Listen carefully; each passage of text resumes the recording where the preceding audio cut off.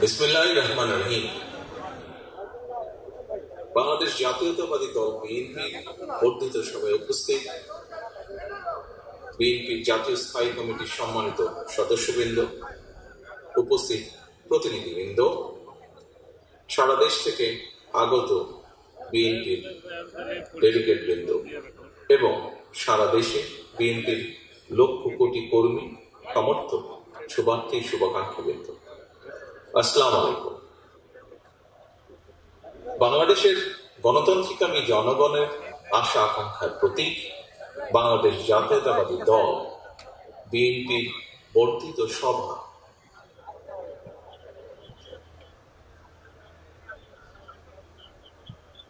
বিএনপির সর্বশেষ বর্ধিত সভা অনুষ্ঠিত হয়েছিল 2018 সালের 4 ফেব্রুয়ারি। সেই অনুষ্ঠানে প্রধান অতিথি ছিলেন mother of democracy Begum Khaleda Zia. ফ্যাসিবাদী শাসনকালে এরপর আর বিএনপির বর্ধিত সভা কিংবা কাউন্সিল অনুষ্ঠান করা সম্ভব হয়। চিকিৎসাধীন থাকায় দেশনেত্রী বেগম খালেদা জিয়া আজকের এই গুরুত্বপূর্ণ সভায় উপস্থিত থাকতে পারেন, তবে তিনি এই সভার সাফল্য কামনা করেছেন। তিনি আপনাদের কাছে দোয়া চেয়েছেন। প্রিয় সহকর্মীবৃন্দ, দেশনেত্রীর শারীরিক সুস্থতার জন্য আমরা আল্লাহর দরবারে দোয়া কামনা করছি। এই মানুষটির সম্মোহনী ব্যক্তিত্ব আর সুদক্ষ নেতৃত্বে বিএনপিকে পৌঁছে দিয়েছিল সারা দেশের প্রতিটি গ্রামে, প্রতিটি ঘরে। আজকের এই বর্ধিত সভার শুরুতেই আমি বিএনপির প্রতিষ্ঠাতা, স্বাধীনতার ঘোষক শহীদ রাষ্ট্রপতি জিয়াউর রহমানকে শ্রদ্ধার সাথে স্মরণ করতে চাই। তিনি একদলীয় অভিশপ্ত বাকশালের অন্ধকারচ্ছন্ন বাংলাদেশে জ্বালিয়েছিলেন গণতন্ত্রের আলো। মরহুম শেখ মুজিবুর রহমানের নিষিদ্ধ করা সকল রাজনৈতিক দলগুলোকে বাংলাদেশে রাজনীতি করার সুযোগ করে দিয়েছিলেন শহীদ জিয়া। জনগণের ভালোবাসায় ধন্য বিএনপির হাতে গণতন্ত্রের ঝান্ডা তুলে দিয়েছিলেন। প্রিয় সহকর্মীবৃন্দ, বিএনপির জন্ম থেকে আজ পর্যন্ত গণতন্ত্র প্রতিষ্ঠা এবং স্বৈরাচার বিরোধী ধারাবাহিক আন্দোলনে যারা শহীদ হয়েছেন, আহত হয়েছেন, স্বজন হারিয়েছেন, যেসব পরিবার নিদারুণ দুঃখ কষ্টের মুখোমুখি হয়েছে, যাদের ঘাম, শ্রম, মেধায় বিএনপি আজ আপামর জনগণের কাছে দেশের সবচেয়ে বিশ্বস্ত রাজনৈতিক প্রতিষ্ঠানে পরিণত হয়েছে, আজকের এই বর্ধিত সভার শুরুতেই আমি তাদের প্রত্যেকের অবদানকে কৃতজ্ঞতার সঙ্গে স্মরণ করতে চাই। প্রিয় সহকর্মীবৃন্দ, সর্বোপরি 1971 সালের মহান মুক্তিযুদ্ধের লাখো শহীদ, দেশে গণতন্ত্র ও মানবাধিকার প্রতিষ্ঠার দীর্ঘ ধারাবাহিক সংগ্রামে যারা শহীদ হয়েছেন, 2024 সালের জুলাই আগস্টে তাবেদার অপশক্তির বিরুদ্ধে দলমত নির্বিশেষে স্বাধীনতা রক্ষার যুদ্ধের সাহসী বীর আবু সাইদ, ওয়াসিম, মুগ্ধ, রিয়াগো, আব্দুল আহাদ সহ বিএনপি 5 শতাধিক হাজারো শহীদ এবং আহত মুক্তিযোদ্ধাদের গভীর শ্রদ্ধার সঙ্গে স্মরণ করতে চাই। প্রিয় নেতৃবৃন্দ, হাজারো শহীদের আত্মত্যাগের মধ্য দিয়ে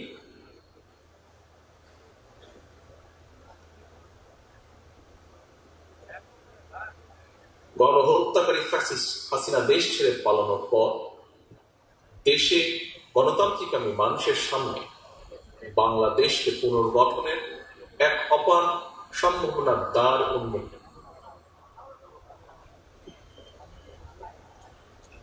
করার জন্য এরই মধ্যে যন্ত্র শুরু হয়েছে। সুকৌশলে রক্ত পিচ্ছে রাজপথে গড়ে ওঠা জাতীয় ঐক্য এবং জাতীয় নির্বাচনে পরিবেশ বিনষ্টের অপচেষ্টা চলছে।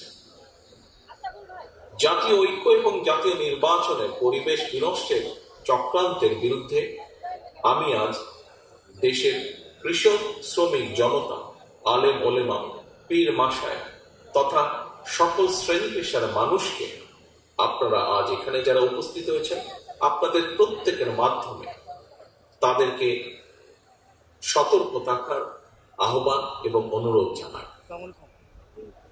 যারা বাংলাদেশকে তাবেদার রাষ্ট্র বানিয়ে রাখতে চেয়েছিল তাদের ষড়যন্ত্র কিন্তু এখনো থেমে নেই।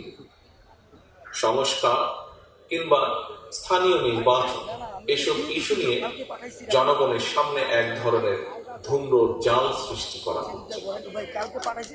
রাষ্ট্র এবং রাজনীতিতে সংস্কার একটি ধারাবাহিক প্রক্রিয়া। বিএনপির কাছে সংস্কারের ধারণা নতুন কিছু নয়। সরকারে কিংবা বিরোধী দলে বিএনপি যখন যে অবস্থানেই দায়িত্ব পালন করেছে জনগণের আকাঙ্ক্ষাকে ধারণ করে সময়ের পরিপ্রেক্ষিতে সব সময় রাষ্ট্র, সরকার ও রাজনীতিতে প্রয়োজনীয় সংস্কার করেছে বিএনপি এবং করার চেষ্টা অব্যাহত রেখেছে।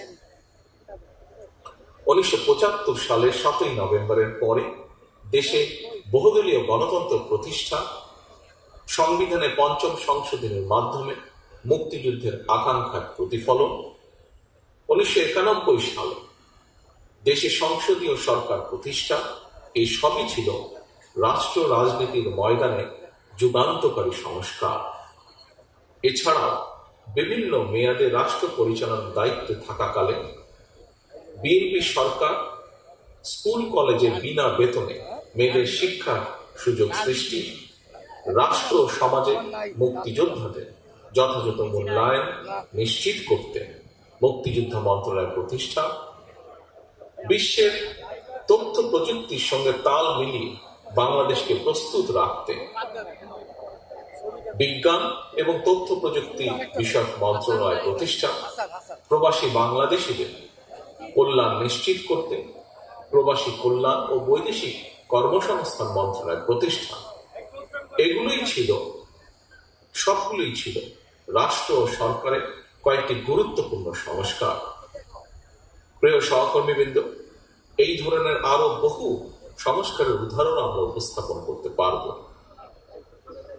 তবে ষড়যন্ত্রের পথ ধরে পলাতক গণহত্যাকারী স্বৈরাচার রাষ্ট্র ক্ষমতা দখলের পর সংস্কারের সকল পথ বন্ধ করে দেয়।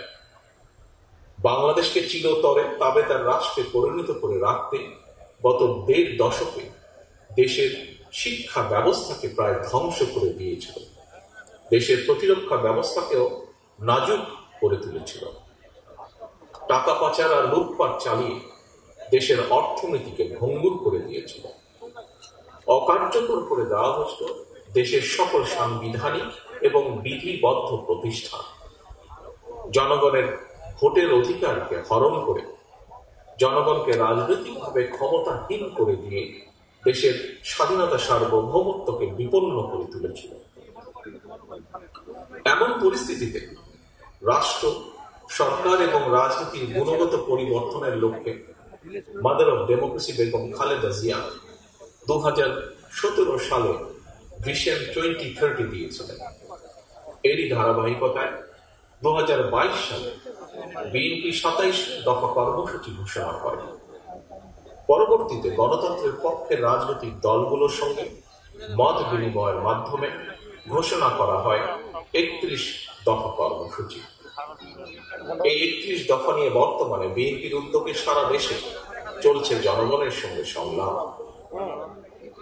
প্রিয় সহকর্মীবৃন্দ, রাষ্ট্র, সরকার, রাজনীতি এবং রাজনৈতিক দল মেরামতের জন্য 31টি হলেও, দফা 31টি হলেও এর চূড়ান্ত লক্ষ্য একটি, এবং সেটি হল একটি নিরাপদ, গণতান্ত্রিক, মানবিক বাংলাদেশ বিনির্মাণ। ঠিক তেমনি এর উদ্দেশ্য একটি, সেটি হল রাষ্ট্র ও সমাজে জনগণের রাজনৈতিক এবং অর্থনৈতিক ক্ষমতার নিশ্চিত করা। এটি নিশ্চিত করা না গেলে স্বাধীনতা, সার্বভৌমত্ব, গণতন্ত্র, নিরাপত্তা, সমৃদ্ধি কোনটি টেকসই হবে না। রাষ্ট্রের স্বাধীনতা এবং নিরাপত্তার জন্য জনগণের রাজনৈতিক ক্ষমতায়নের কোন বিকল্প নেই। রাষ্ট্র এবং সমাজে জনগণের রাজনৈতিক ক্ষমতা নিশ্চিত করার পূর্ব শর্ত হল প্রতিটি নাগরিকের ভোট প্রয়োগের অধিকার বাস্তবায়ন এবং এ লক্ষ্যে একটি রাজনৈতিক দল হিসাবে বিএনপি বারবার জনগণের ভোটে জনগণের কাছে দায়বদ্ধ সরকার প্রতিষ্ঠা করার লক্ষ্যে জাতীয় নির্বাচনের দাবি জানায়। একজন রাজনৈতিক কর্মী হিসাবে আমি বিশ্বাস করি আজ এবং আগামী দিনের রাজনীতিতে বিএনপির এই ৩১ দফা হচ্ছে একটি বৈষম্যহীন গণতান্ত্রিক মানবিক বাংলাদেশ প্রতিষ্ঠার সনদ। তবে এই ৩১ দফাই শেষ কথা নয়। সময়ের প্রয়োজনে রাষ্ট্র, সরকার, রাজনীতি ও রাজনৈতিক দলের সংস্কারের জন্য এই ৩১ দফাতেও সংযোজন বিয়োজনের সুযোগ রয়েছে। এমনকি বিএনপির ৩১ দফার সঙ্গে বর্তমান অন্তর্বর্তীকালীন সরকারের সংস্কার প্রস্তাবে খুব বেশি ইস্যুতে মৌলিক বিরোধ নেই। সম্মানিত নেতৃবৃন্দ, বিভিন্ন সময় জাতীয় নির্বাচন নিয়ে প্রধান উপদেষ্টার বক্তব্য জনমনে ইতিবাচক ধারণা সৃষ্টি করলেও জাতীয় নির্বাচন নিয়ে কোনো কোনো উপদেষ্টার বিভ্রান্তিমূলক বক্তব্য, মন্তব্য স্বাধীনতা প্রিয় গণতান্ত্রিক জনগণের জন্য হতাশার কারণও হয়ে উঠেছে। অন্তর্বর্তীকালীন সরকারের প্রতি বিএনপি সহ গণতন্ত্রের পক্ষে সকল রাজনৈতিক দলের নিঃশর্ত সমর্থন থাকলে সরকার এখনো তাদের কর্ম পরিকল্পনায় অগ্রাধিকার নির্ধারণ করতে পারছে না বলেই মনে হচ্ছে। সারা দেশে খুন, হত্যা, ধর্ষণ, চুরি, ছিনতাই, রাহাজানি বেড়েই চলেছে। বাজার সিন্ডিকেটের কবলে পড়ে নিত্য প্রয়োজনীয় দ্রব্যমূল্য নিয়ন্ত্রণহীন। বর্তমান অন্তর্বর্তীকালীন সরকার এখনো মনে হয় দেশের আইন শৃঙ্খলা পরিস্থিতির উপরে সম্পূর্ণ নিয়ন্ত্রণ প্রতিষ্ঠা করতে পারেনি। সরকার যেখানে বাজার পরিস্থিতি কিংবা আইন শৃঙ্খলা পরিস্থিতি নিয়ন্ত্রণে কাঙ্ক্ষিত সাফল্য অর্জন করতে পারছে না, সেখানে জাতীয় নির্বাচনের আগে স্থানীয় নির্বাচন অনুষ্ঠানের নামে কেন দেশের পরিস্থিতি আরো ঘোলাটে করতে চাইছে, এটি জনগণের কাছে বোধগম্য নয়। গণতান্ত্রিক জনগণ মনে করে স্থানীয় নির্বাচন অনুষ্ঠিত হলে সেটি হবে সারা দেশে পলাতক স্বৈরাচারের দোষরদের পুনর্বাসনের একটি প্রক্রিয়া, যা সরাসরি গণ অভ্যুত্থান আকাঙ্ক্ষা বিরোধী। গণহত্যাকারী, টাকা পাচারকারী, দুর্নীতিবাজ মাফিয়া চক্রকে পুনর্বাসন প্রক্রিয়ায় এই ফাঁদে বিএনপি পা দেবে না, বিএনপি পা দিতে পারে। প্রিয় সহকর্মীবৃন্দ, বিএনপি জনগণের কাছে প্রতিশ্রুতিবদ্ধ আগামী জাতীয় নির্বাচনে বিএনপি জনরায় রাষ্ট্র পরিচালনার দায়িত্ব পেলে গণহত্যাকারী, মানবতা বিরোধী অপরাধীদের বিচারের মুখোমুখি করবে।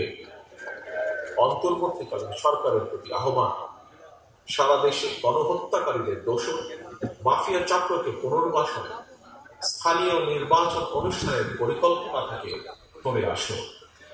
অবিলম্বে আগামী দিনগুলোর জন্য অন্তর্বর্তীকালীন সরকারের সুনির্দিষ্ট কর্ম পরিকল্পনার রোডম্যাপ ঘোষণা করুন।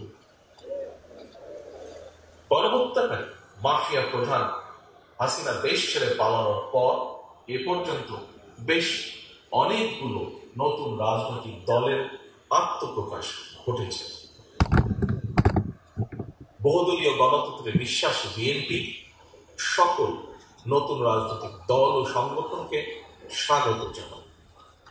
তবে নির্বাচনের মাধ্যমে গ্রহণ কিংবা বর্জনের চূড়ান্ত সিদ্ধান্ত জানাবে জনগণ। সুতরাং প্রতিটি দলের অংশগ্রহণ একটি অবাধ ও সুষ্ঠু নির্বাচন, জাতীয় নির্বাচন অনুষ্ঠানের লক্ষ্যে সবার আগে নির্বাচন কমিশনকে প্রস্তুত রাখতে হবে। দেশে একটি অবাধ এবং সুষ্ঠু নির্বাচন অনুষ্ঠানের জন্য নিরপেক্ষতাই হচ্ছে অন্তর্বর্তীকালীন সরকারের সবচেয়ে বড় পুঁজি।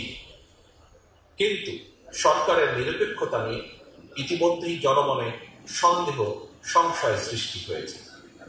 নিজেদের নিরপেক্ষতা বজায় রাখতে আমি বাংলাদেশ জাতীয়তাবাদী দলের পক্ষ থেকে অন্তর্বর্তীকালীন সরকারের প্রতি আরো সতর্কতা অবলম্বনের আহ্বান জানাই। প্রিয় নেতৃবৃন্দ, এবার আমি সারা দেশে বিএনপির নেতাকর্মী, বিশেষ করে এই বর্ধিত সভায় আপনারা যারা উপস্থিত হয়েছেন, উপস্থিত নেতৃবৃন্দের উদ্দেশ্যে কয়েকটি কথা বলতে চাই। দীর্ঘদিন থেকে আমি আপনাদের কাছে শারীরিকভাবে দূরে থাকলেও যোগাযোগ এবং কর্ম পরিকল্পনার মাধ্যমে আমি কখনই আপনাদের কাছ থেকে দূরত্ব অনুভব করি। আমার মনে হয় এখানে উপস্থিত যারা আছেন প্রায় প্রত্যেকের সঙ্গে আমার অন্তত কম বেশি কথা হয়েছে, কথা হয়, টেক্সট মেসেজে আদান প্রদান হয়। তবে আজ এখানে আপনাদের সবাইকে একত্রে পেয়েছি, সেজন্য আমি অত্যন্ত সৌভাগ্যবান, অত্যন্ত আনন্দিত। আপনাদের সকলকে অভিনন্দন। আমি বিশ্বাস করি যে দলে আপনাদের মতন ত্যাগী এবং সাহসী নেতাকর্মী রয়েছে, সেই দলকে কোন স্বৈরাচারী দমিয়ে রাখতে পারে। প্রিয় নেতৃবৃন্দ, আমরা এমন একটি বাংলাদেশ গড়তে চাই যে দেশে মুসলমান, হিন্দু, বৌদ্ধ, খ্রিস্টান তথা দল, মত, ধর্ম, বর্ণ নির্বিশেষে সবাই সমান অধিকার ভোগ করবে। ৫৫,০০০ বর্গমাইলের এই বাংলাদেশ ভূখণ্ডে বসবাস করে আমাদের সকলের একটি পরিচয়, আমরা বাংলাদেশ। প্রিয় সহকর্মীবৃন্দ, পররাষ্ট্রনীতির ক্ষেত্রেও বিএনপির দৃষ্টিভঙ্গি সুস্পষ্ট। বিএনপি মনে করে বর্তমান বিশ্বে স্থায়ী শত্রুমিত্র বলে কিছু নেই, বরং একটি দেশের সঙ্গে অপর দেশের সম্পর্ক হবে পারস্পরিক স্বার্থ রক্ষা, প্রয়োজন এবং ন্যায্যতার ভিত্তিতে। অন্য দেশের সঙ্গে সম্পর্ক রক্ষার ক্ষেত্রে আমাদের নীতি সবার আগে বাংলাদেশ, অর্থাৎ নিজ দেশ এবং জনগণের স্বার্থ রক্ষা এবং সার্বভৌমত্ব, এটাই হবে প্রথম এবং প্রধান অগ্রাধিকার। আশা করি বর্ধিত সভার এই আলোকে আপনাদের বক্তব্য উপস্থাপিত হবে। এই মুহূর্তে বিএনপি বাংলাদেশের সবচেয়ে বড় এবং জনপ্রিয় রাজনৈতিক দল। সুতরাং বিএনপির কাছে জনগণের যেমন আশা, ভরসা, প্রত্যাশা রয়েছে, একই সঙ্গে বিএনপির বিরুদ্ধে ষড়যন্ত্রকারীরাও কিন্তু থেমে নেই, তাদের চক্রান্ত থেমে নেই। সুতরাং এই চক্রান্তকারীদের মোকাবেলা করে কিভাবে দলকে আরো শক্তিশালী এবং সুসংহত করা যায়, আমি আশা করি আপনাদের আলোচনায় সেই সম্পর্কেও সুনির্দিষ্ট প্রস্তাব থাকবে। প্রিয় সহকর্মীবৃন্দ, সারা দেশে তৃণমূল পর্যায়ে কৃষক, শ্রমিক, দরিদ্র, মেহনতি, স্বল্প আয় কিংবা মধ্যবিত্ত, নিম্ন মধ্যবিত্ত, পাশাপাশি ছাত্র ছাত্রী, তরুণ তরুণী তথা সকল শ্রেণী পেশার মানুষের স্বার্থ রক্ষা এবং জীবন উন্নয়ন আপনাদের নিজ নিজ এলাকা ভিত্তিক কি ধরনের পদক্ষেপ নেওয়া যায়, আশা করি আপনাদের বক্তব্যে সে বিষয়গুলো উঠে আসবে। দলের সাংগঠনিক কার্যক্রমের পক্ষে অথবা বিপক্ষে অবশ্যই আপনারা সুনির্দিষ্ট বক্তব্য তুলে ধরবেন। তবে এই বিষয়ে আপনাদের দৃষ্টি আকর্ষণ করে বলতে চাই, সেটি হল বিএনপি একটি বৃহৎ পরিবার। এই পরিবারে নানা বিষয়ে আমাদের মতের অমিল থাকতেই পারে। সুতরাং বক্তব্য দেওয়ার সময় ব্যক্তিগত পর্যায়ের বিরোধকে এড়িয়ে যাওয়াই বাঞ্ছনীয় বলে আমি মনে করি। আমরা সবাই আমাদের ঐক্যের শক্তি, সক্ষমতা সম্পর্কে অবহিত। সহকর্মীবৃন্দ, ঐক্যই আমাদেরকে বারবার বিজয় আর সফলতা এনে দিয়েছে। সুতরাং আমাদের অবশ্যই খেয়াল রাখা অত্যন্ত জরুরি, আলোচনা সমালোচনা যেন নিজেদের মধ্যেকার ঐক্য বিনষ্টকারী কিংবা দলের ক্ষতির কারণ না। আরো একটি বিষয় আমি আপনাদের দৃষ্টি আকর্ষণ করে বলতে চাই, নেতা নেতৃত্বের সম্পর্কে আপনারা বক্তব্য দেওয়ার সময় দয়া করে প্রশংসা সূচক শব্দ চয়নের ক্ষেত্রে আরো বেশি সতর্কতা, বুদ্ধিমত্তা এবং পরিমিতের বোধের পরিচয় দেবেন আপনারা। সারা দেশে বিএনপি সর্বস্তরের নেতাকর্মী সমর্থক ভাই ও বোনেরা, গত ১.৫ দশক সারা দেশে বিএনপি সহ গণতন্ত্রের পক্ষে বিভিন্ন দল ও মতের নেতাকর্মীদেরকে অবর্ণনীয় নির্যাতন, নিপীড়ন সহ্য করতে হয়েছে। কেবল বিএনপি প্রায় ৬০ লক্ষেরও বেশি নেতাকর্মীর বিরুদ্ধে ১.৫ লাখ রাজনৈতিক হয়রানিমূলক মামলা দেওয়া হয়েছিল। বিএনপির কেন্দ্রীয় নেতা ইলিয়াস আলী, কমিশনার চৌধুরী আলমের মতন অনেক নেতাকর্মীরা আজ পর্যন্ত নিখোঁজ খুঁজে পায়নি।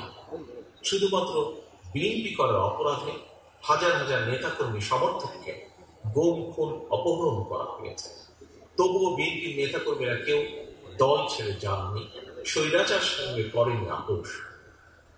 আপনাদের এই সৎসাহস এবং সততার কারণে বিএনপি আজ শুধু একটি সাধারণ রাজনৈতিক দলই নয়, বরং দেশের গণতান্ত্রিকামী স্বাধীনতা প্রিয় জনগণ বিএনপিকে বাংলাদেশের স্বাধীনতা সার্বভৌমত্বের ভ্যানগার্ড হিসেবে বিশ্বাস করে। এটি একজন রাজনৈতিক কর্মীর জন্য নিঃসন্দেহে একটি বিরাট বড় প্রাপ্তি। এ কারণেই দলের সর্বস্তরের প্রতিটি নেতাকর্মীকে আরো বেশি দায়িত্বশীলতার পরিচয় দিতে হবে, আচরণে হতে হবে আরো বেশি সতর্ক এবং সংযত। তবে দেশের পরিবর্তিত পরিস্থিতিতে কোটি কোটি নেতাকর্মী সমর্থকদের এই বৃহৎ রাজনৈতিক দলের কোন কোন নেতাকর্মী হয়তো নিজের প্রতি সুবিচার করতে পারেননি। তাই আমি আপনাদেরকে আবারও বিএনপির প্রতিষ্ঠাতা, স্বাধীনতার ঘোষক শহীদ রাষ্ট্রপতি জিয়া রহমানের একটি বার্তা স্মরণ করিয়ে দিতে চাই। শহীদ জিয়া বলেছিলেন, ব্যক্তির চেয়ে দল বড়, দলের চেয়ে দেশ বড়। দলের প্রতি আপনাদের প্রতিটি নেতাকর্মীর দীর্ঘদিনের সীমাহীন ত্যাগ তিতিক্ষা আমি গভীরভাবে উপলব্ধি করি। তারপরও যারা দলের শৃঙ্খলা ভঙ্গের কারণ হবে, ব্যক্তির চেয়ে দলের স্বার্থকে প্রাধান্য দিতে গিয়ে আমাকে বাধ্য হয়ে সাংগঠনিক ব্যবস্থা নিতে হয়েছে, নিতে হবে। দলীয় শৃঙ্খলা ভঙ্গ কিংবা দলের ইমেজ ক্ষুণ্ণ হয় এমন কোন কাজকে বিএনপি বিন্দুমাত্র প্রশ্রয় দেবে না। জনগণই বিএনপির সকল রাজনৈতিক ক্ষমতার উৎস। বিএনপি জনগণকে বিশ্বাস করে, জনগণও বিএনপিকে বিশ্বাস করে। সুতরাং আপনার প্রতি, আপনাদের প্রতি, বিএনপির প্রতি জনগণের এই ভালোবাসার প্রতিদান দিতে জনগণের সঙ্গে থাকুন, জনগণকে সঙ্গে রাখুন। প্রিয় নেতৃবৃন্দ, বাংলাদেশে গণতন্ত্র এবং বিএনপি সমার্থক। দেশে গণতন্ত্র থাকলে বিএনপি থাকে, গণতন্ত্র বিপন্ন হলে বিএনপির স্বার্থ বিপন্ন হয়। মাফিয়া প্রধানের পালায়নের পর দেশে বর্তমানে গণতান্ত্রিক পরিবেশ ফিরে এসেছে। জাতীয় নির্বাচনের সময় হয়তো ঘনিয়ে আসছে। তাই দলকে কোনো ব্যক্তি নয়, বরং দলকে এ ব্যাপারে ধীরে ধীরে আপনারা প্রস্তুত করুন। আমি গণতান্ত্রিকামী দেশবাসীর উদ্দেশ্যে একটি বার্তা দিয়ে বলতে চাই, বিএনপি শুধুমাত্র আপনাদের ভোটের পুনরুদ্ধারই নয়, আপনার ভোটের প্রয়োগের অধিকার নিশ্চিত করতে চায়। আপনাদের সমর্থন পেলে বিএনপি এমন একটি সরকার প্রতিষ্ঠা করতে চায় যে সরকার আপনার কাছে, আপনাদের কাছে তথা দেশবাসীর কাছে জবাবদিহি করতে বাধ্য থাকে। আমি জনগণের বাংলাদেশ জাতীয়তাবাদী দলের পক্ষ থেকে জনগণের সমর্থন চাই সকলের সহযোগিতা। প্রিয় নেতৃবৃন্দ, বর্ধিত সভার শুরুতেই বক্তব্য আর আমি বাড়াতে চাই। বর্ধিত সভার শেষে আবারও আপনাদের সঙ্গে কথা হবে ইনশাআল্লাহ।